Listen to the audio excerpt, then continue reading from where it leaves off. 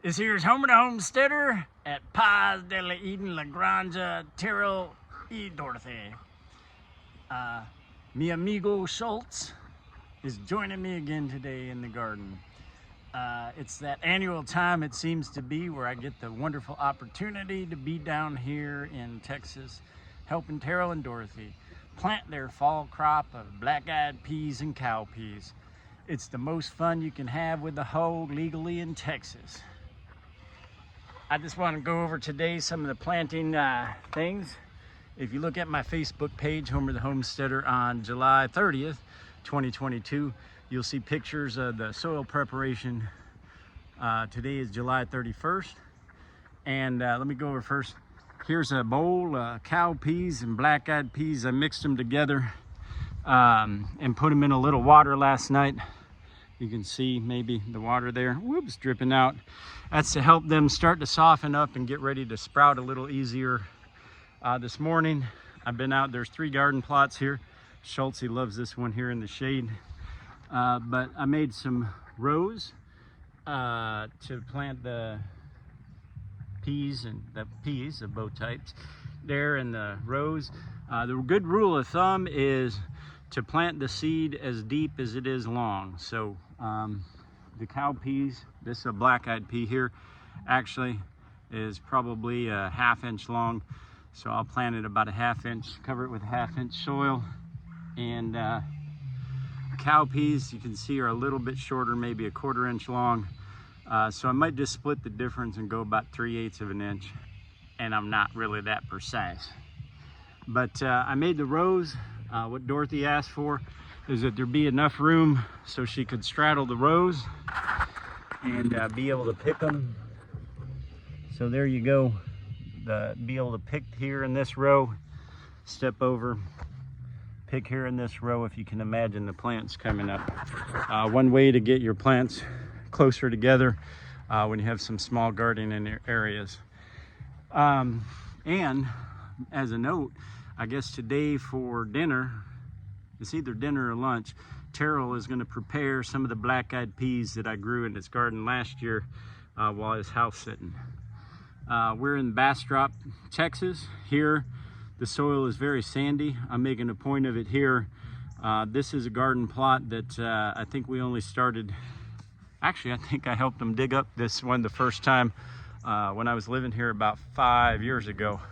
The soil hasn't been very much amended. This garden plot they've been using a little bit longer, probably about 6 years. Again, there's been a couple years where they've worked in some rabbit manure and straw. They had a source for that for free for a while. And it's got just a little bit of amendment. I'll take you over here to a part that's not been used, and that's been soaked last night, so the ground would be a little wet and ready for the seeds. But here's how sandy it looks. It's got a little gravel in this area, but this is how sandy it looks before they make any amendments. I don't know if you're a living soil kind of person, but you can see this has a little darker color to it. Part of that's because of the water. I'm going to dig down here from last night, but you can see some leaf matter and stuff in that soil. Like I said, this garden's been a little bit enriched. It's had some leaves, a little straw, and rabbit manure put in about 6 or 7 years. This soil here, still very sandy, not as much organic matter in it. Has been around about 5 years. And that first one had the rabbit manure, or that one I just showed you over here, had rabbit manure and straw put in it for a couple years. That one only had it 1 year before they ran out of their source.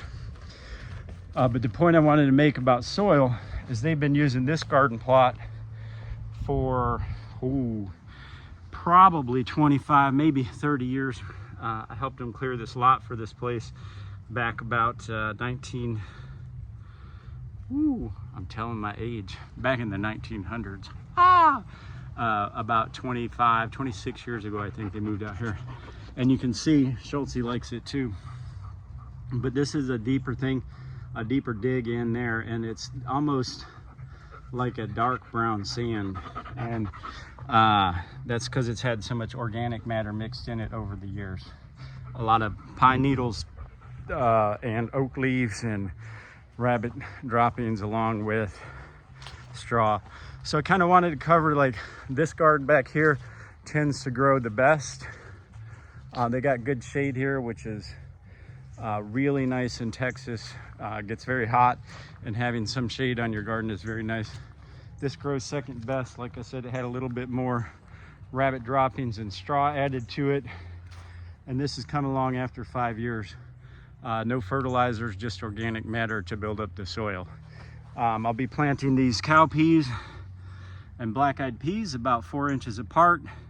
I think I might have underestimated the number of seeds I need. So what I'm going to do to kind of spread these out is I think I'll plant these every 3rd row and then come back and do what I got left, and then I'll use dry seeds on the rest. The one other thing I know they're going to do once the seeds come up is go ahead and put cardboard or newspaper in between the aisles to keep the weeds down, help it grow, keep the moisture in the soil as much as it can. Like I said, it's very sandy here.